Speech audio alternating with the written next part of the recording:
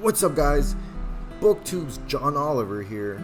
Yeah, I had no better way of opening up this video. I don't know what to say, honestly. The last time I recorded something was about 3 years ago when I was trying to review the first Mistborn book, and I was going to try and review all of them after that, but, you know, being a dad came first, so I apologize. But now that I came back from this little hiatus, I'm just going to throw some videos out there. You know, whoever wants to watch them, go ahead.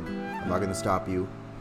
Maybe I might blacklist some of them like after a few days of regretting making those videos, but for the most part, you know, please stick around, watch the whole video, because you know it'll make me feel a whole lot better. And you know, you could put this while you know you're making your little sandwich, or you know you're delaying yourself from writing an essay. You know, I'm not gonna judge you.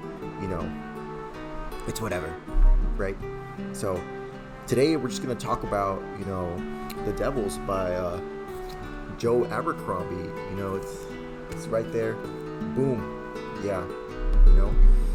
And a lot of people at work have asked me, like, you know, what's the book about, you know, and like I always tend to like not know what to say. Like the same thing happens when people ask me about, you know, Stormlight Archive, and then you know, like there's so many plot points that you try to think about, and you're just like, oh my gosh, what if it's about, you know, like what if I explain this part, and then you're like, no wait, I forgot this part to mention. You know, it's just a whole lot to like think about when you try to summarize the plot. This one has a more simple plot because it follows like a group of people.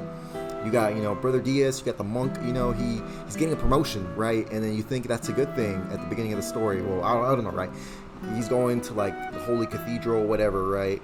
And you got Alec, right? And then she gets found by this rich dude, and then the rich dude is like, hey, you're actually this queen, you know, and we need you to go travel to the east to like unite the churches or whatever, right? And be the empress that, you know, you were meant to be, because your mom was the empress, and the empress who was your aunt, she was pretty evil. She's crazy. So fix that. So you got Alex doing that. You got Brother Diaz getting a promotion, and that promotion is actually, you know, becoming I think it was the priest of the Church of Expediency, which he's basically tasked with taking Alex, you know, that person who just got named the Lost Princess that has to become the Empress now. He has to take her all the way to Troy, you know, because the setting is like a fantasy version of Europe. You know, you got Germany in there, you got Britain. It's basically Joe Abercrombie turning, you know, medieval Europe into First Law.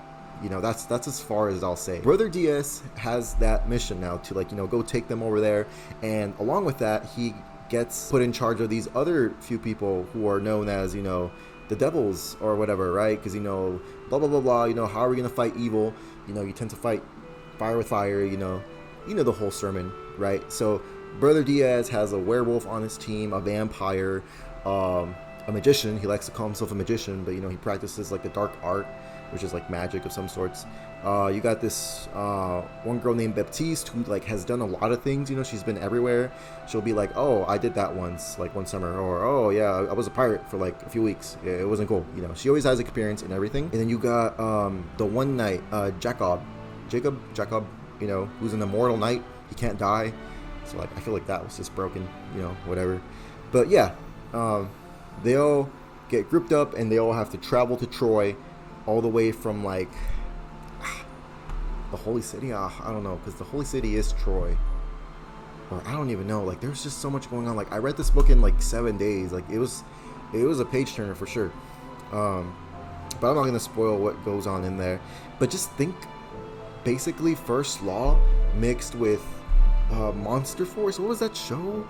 It was the show with like, you know, the Tin Man, the robot little dude, Creature Commandos. It's like Creature Commandos, basically. Like that whole, like this whole story is Creature Commandos. So you'll have basically these they'll be like confronted by this evil force, and each time they're in those sort of conflicts, each of the characters will have a way to shine their abilities, if that makes sense. At least that's how I interpreted it. Like, sometimes you were just reading a chapter and you'd be like, okay, how are they going to win, basically, right? What's the ass pull this time? Or sometimes you just be like, hey, you know, the antagonist is not going to win, because, you know, they're going against an immortal knight. So like, can't really kill someone who can't die. So stuff like that, that's some of the stuff I felt while reading it, which we'll go more into that later. But right now, let's just talk about some of the pros, because it was a great book, honestly, right? Like, the banter of Joe Abercrombie, it never gets old. It's always great in terms of like how the characters are sarcastic with each other. They're witty. It almost feels like you're there listening to their banter, and like sometimes I just chuckle out loud, or like laugh. That's how good it is. And that's the sort of stuff I want in my writing too, or just some of the stuff like you would hear in a drama, like you can hear them almost snapping at each other. It works even better when you listen to the audiobook, which is narrated by Stephen Pacey. He's great at voicing them. I really recommend reading it with the audiobook, because Stephen, he's the GOAT. He's really good. I mean, he narrated all of First Law 3, the 3 spin-offs, and then the 3 sequel era, whatever. Stephen's great. I really do like the beginning, about like how all the characters were being settled. I feel like that was done pretty great. The middle part, it had its like faults, because like you had all this action, and then you come over here and you're like, oh, right, it's starting to get slow. Damn. But what can you do, right? And then the ending, like when all the plot twists were coming in, the sharp turns per se, like that was great. That was done amazingly. Seeing everyone come together, it felt like an Avengers movie of sorts. Not Avengers per se, because like it wasn't heroic in any sense. It was more like just the synergy and like the culmination of how everyone's relationship has developed, from the start being like them hating each other and being at each other's throats, to the very end of being like a found family of sorts. So if you really like found family, then I feel like this is for you, for sure. It had some great characters. I feel like I like Brother Diaz. He was all right. I like Alex a lot. Alex is great. Her plot twist is also amazing too. I was just like jaw dropped. I really like how I picked this book up when it came out too, because I don't think there aren't that many spoilers out like on the internet right now, unless you jump into like a random Reddit thread. Just going into this blind, it's not like a twist like like I Am Your Father sort of twist. You're like, wow, why didn't I expect this? This is typical Abercrombie stuff. So that was great. That was done great. Now let's get into those cons, because like I feel like I talked all about the good stuff, which, trust me, it might not sound like I talked a lot about the good stuff about the book, but it was a good book. Trust me, it's a good book. It's only a few good things, and those few good things are big, if that makes sense. But when it comes to cons, most of it just falls like the way the pace is handled towards the middle. It kind of got really slow, and then eventually, like, I guess spoiler alert per se, I mean, I already kind of spoiled it earlier, but the way each conflict is handled, you kind of already know that the protagonists are gonna win. And it's just a matter of seeing like how long it's gonna take for them to win. The antagonists are not put in a good light. They're just not meant to win, and that kind of gets rid of a lot of the suspense. Like, I know there was like a lot of chase scenes, or like there's some sort of tension trying to be built, but it just didn't work out because you kind of knew the characters were gonna get out of the situation, or they were gonna win somehow, and someone was gonna show up last minute. Stuff like that, like there was barely any, I guess you would say, like stakes, not until the very end of the story at least, but there isn't really anything being lost like in the first 90% of the book. And I guess in the last bit, stuff gets to get serious. It's kind of like watching Lord of the Rings and like Boromir dying at the end of the movie. No, wait, he does die at the end of the movie. What am I saying? Think of Boromir dying in The Return of the King. So like 3 movies in, because I kind of consider Lord of the Rings like those 3 movies all in one chunk. I'm going on a tangent here, but like the loss is handled towards the very end of the book. At that point, I'm already done with the story. Like the consequences of what happened at the end of the story, I didn't really feel it because it was like 20 pages left. So I was just like, the story's done, dude. I don't feel any remorse. If this had happened midway through the story, I guess I would have felt something. There would have been more time and space for the characters to sit in with what just happened instead of it happening all the way at the end. You barely get to see it, like the consequences of what did happen, and the book just moves on with it, and then I guess it just sets up the next book. Another criticism that I have, like it was just the chemistry between some of the characters, you know? It kind of felt like everyone in the group just had like a screwing buddy. You know, it's kind of like those friend groups where like you have to find a couple or someone to sleep with in the friend group, and so you just have like 3 couples. That to me just felt a little bit too forced. And with one of the relationships of one of the characters, right, I'm not gonna say who, just to, you know, save you all that, but these 2 characters, you know, there's a lot of like sexual tension between them, and eventually they do it, and then they do it again. To the character's like, oh man, I shouldn't be doing this, but I'm doing it. And it seems like it's building up to be like this huge inner conflict, and you're like, oh man, you know, I wonder where this is going. And then in the next chapter, the tension just disappears. You know, it's gone. You know, like they don't even. Oh my gosh, no. Okay, let's fix that. This is what the relationship just fizzles, right? Like they don't even talk about it anymore. They don't even mention that they were a couple, I guess, or that they had a relation with each other. That's where it gets left off, you know, and that's it.